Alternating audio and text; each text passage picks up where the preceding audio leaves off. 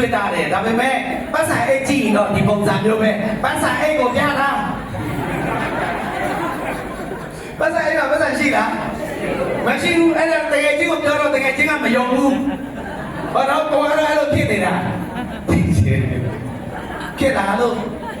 ့ဖြစ်တယ်နော်ဟုတ်ပြီဒီကနေ့တော့ကျွန်တော်ဘဝကိုရွေးချယ်လို့ရမယ်ဆိုရင်ဘယ်လိုဘဝမျိုးကိုကျွန်တော်တို့ရွေးချယ်တယ်ကျွန်တော်တို့နေနေတဲ့ကဘာကြီးထဲမှာအလုပ်ကတော့အများကြီးမရှိဘူးအဲ့တော့အလုပ်ဘယ်နှမျိုးရှိလဲ၄မျိုးဟောဒီအလုပ်ဒီဘဝဒီအလုပ်ဖြစ်တဲ့အတွက်ကြောင့်ကျွန်တော်တို့တွေငွေရှာတဲ့နေရာမှာလဲငွေရှာတဲ့ပုံစံအပြည့်ကြည့်ဘယ်နှမျိုးရှိလဲ၄မျိုးပဲရှိဟုတ်ပြီဒါဆိုရင်ပထမအဆုံးအလုပ်ကနံပါတ်1အလုပ်ကဘာလုပ်လဲ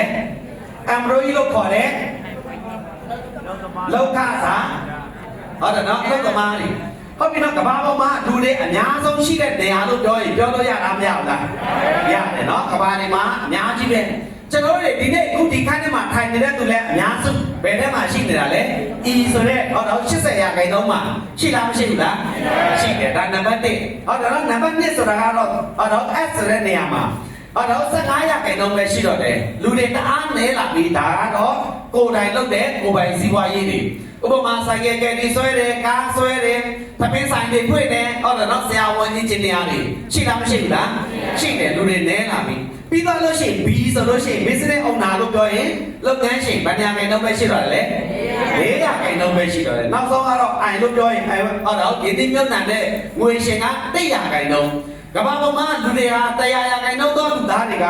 95ရာခိုင်နှုန်းသောလူသားတွေကအများကြီးပဲဘဝရဲ့ပြည့်စုံမှုတွေလွတ်လပ်မှုတွေမရဘူး9ရာခိုင်နှုန်းသောလူသားတွေဒါတွေဘဝရဲ့ပြည့်စုံမှုတွေကိုရရှိတယ်မိတ်ဆွေလည်းရွေးလို့ရရင်95ရာခိုင်နှုန်းဘက်မှာနေမှာလား9ရာခိုင်နှုန်းဘက်မှာနေမှာလားဘယ်လိုလဲ95မှာနေမှာလား9မှာနေမှာလား9မှာနေမယ်ဟောတော့ဘယ်နဲ့ညာဆိုဘယ်ဘက်ချမ်းမှာနေမှာလဲညာဘက်မှာနေတယ်ဟုတ်ပြီအဲ့ဒီခါကျတော့ကျွန်တော်တို့ဒီအလုပ်နှစ်ခုမှာအဲ့တော့လွယ်လွယ်လေးနဲ့ချုပ်လိုက်တယ်ဆိုလို့ရှိရင်အလုပ်က2မျိုးပဲရှိတယ် passive income နဲ့ active income အလုပ်လုပ်မှငွေရတဲ့အလုပ်နဲ့အလုပ်မလုပ်ဘဲနဲ့ဝင်ငွေရှိတဲ့အလုပ်ရွေးလို့ရရင်ဘယ်လိုအလုပ်မျိုးကိုလုပ်ချင်လဲအလုပ်မလုပ်ဘဲနဲ့ငွေရတဲ့အလုပ်ကိုလုပ်ချင်တဲ့သူလက်တော့ဒါဆိုရင်ကျွန်တော်တို့တွေကဘယ်ဘက်ချမ်းကိုပေါက်ညာဘက်ဟောတော့ပြောင်းဖို့လိုလားမလိုလာ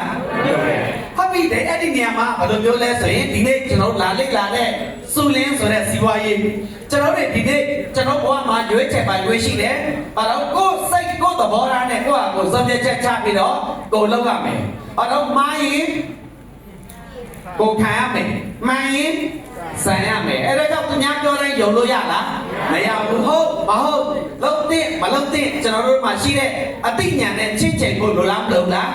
းလိုတယ်အခုကျွန်တော်မြင်တွေ့နေရတဲ့ပုံအလုံးနှစ်ခုနိုင်ရှင်ထားဟုတ်ပြီကျွန်တော်တို့ဒီဘက်အလုပ်မှာလူတွေတော်များများသိတဲ့အလုပ်ကနေစားသို့မဟုတ်လာစားဒါမှမဟုတ်ရင်တပိုင်တိုင်းလုပ်တယ်ကိုယ်ပိုင်အလုပ်ဒါကတော့ကျွန်တော်တို့မွေးလာတဲ့ဥဝဲဆိုတဲ့ကလေးကလူတိုင်းသိလားမသိဘူးလားသိနေကြပြီဟုတ်ပြီညာဘက်ချမ်းမှာဆိုလို့ရှိရင်ကျွန်တော်စုလင်းဆိုတဲ့တော်ရဲ့စီးပွားရေးပေါ့နော်ကျွန်တော်တို့ဒီနေရာမှာကျွန်တော်တို့ကြည့်ကြည့်အောင်ဒီဘက်မှာလောက်ကစားကိုယ်တိုင်လုပ်တဲ့အလုပ်တွေပထမတစ်နှစ်နှစ်နှစ်သုံးနှစ်လေးနှစ်5နှစ်လုပ်လိုက်တယ်5နှစ်ပတ်လုံးမှာကျွန်တော်တို့ဘယ်နှယောက်ရှိတယ်အလုပ်လုပ်တာတယောက်ပဲအလုပ်လုပ်ရင်တဘာခရတာမရဘူးလားရတယ်မလုပ်နိုင်ရင်မရတော့ဟုတ်လားမသိဘူးဟုတ်တယ်နော်အဲ့ကကြောင့်ကျွန်တော်ဘာကြောင့်မချမ်းသာလဲဆိုတဲ့အကြောင်းကိုမေးကျွန်တော်တို့ရဲ့လောက်အားကတယောက်စာပဲကျွန်တော်တို့တွေအနည်းတိုင်းရရှိနေလို့အဲ့ဒါကြောင့်ကျွန်တော်တို့ငွေရတန်ဖိုးကျဆင်းမှုနဲ့ဝင်ငွေနှဲပါမှုကြောင့်ချမ်းသာကြွယ်ဝဖို့အတွက်ကအရန်ကိုမှမဖြစ်နေတာလေခက်ခဲနေတယ်ကျွန်တော်ဘိုးဘွားတွေစူးစမ်းတယ်ကျွန်တော်တို့ဖေမေတွေအလုပ်စူးစမ်းတယ်ကျွန်တော်တို့ကိုယ်တိုင်လည်းဒီနေ့ကိုယ်တွေ့စူးစမ်းတယ်ဒါပေမဲ့ကျွန်တော်ထင်တယ်လားခရီးမပေါက်ဘူးဟုတ်သားမသိဘူးဟုတ်တယ်နော်ဘဝမှာပြည့်ပြည့်စုံတဲ့သူတွေဟာကိုယ်ရက်တွေဖန်ပြီးကြဥပမာမိမိတယောက်ကနေကိုယ်နဲ့စီဝါရေးလုပ်ဖို့မိတ်ဆွေ10ယောက်လောက်ပြောပြလို့ရလားမရဘူးလားရတယ်ပထမတစ်နှစ်မှာအဲ့ဒီ10ယောက်ကိုကိုယ်လိုမျိုးပြောတဲ့ဆိုတဲ့လုပ်တဲ့ကြိုက်တဲ့အောင်လေ့ကျင့်သင်ကြားပေးလို့ရလားမရဘူးလားရတယ်ဒါဆိုရင်ဒုတိယနှစ်အဲ့ဒီ10ယောက်ကလည်းစီဝါရေးလုပ်ရင်သူတို့တယောက်10ယောက်ဆိုရင်လူရာကြီးဖြစ်တာမဖြစ်ဘူးလားဖြစ်တယ်တက်တဲ့နှစ်စရုပ်တန်းနှစ်9နှစ်ဆိုတဲ့အချိန်မှာလူရဲ့သိန်းချီကျွန်တော်တို့ဖြစ်နိုင်လားမဖြစ်နိုင်ဘူးလားဖြစ်နိုင်တယ်ဒါဆိုရင်ကျွန်တော်တို့လောက်အားခကိုကြည့်ရင်သိန်းနဲ့ကြည့်ပြီးတော့ကျွန်တော်တို့လောက်အားခစနဲ့တယောက်နဲ့လုပ်တဲ့လောက်အားခဘယ်ဟာကရများလဲဘယ်ဟာရများလဲသိန်းနဲ့ကြည့်ပြီးတော့ရများလားမများဘူးလား များတယ်ကျွန်တော်တို့ကမလုပ်တတ်ဘူးထားလိုက်တော့9နှစ်မှာ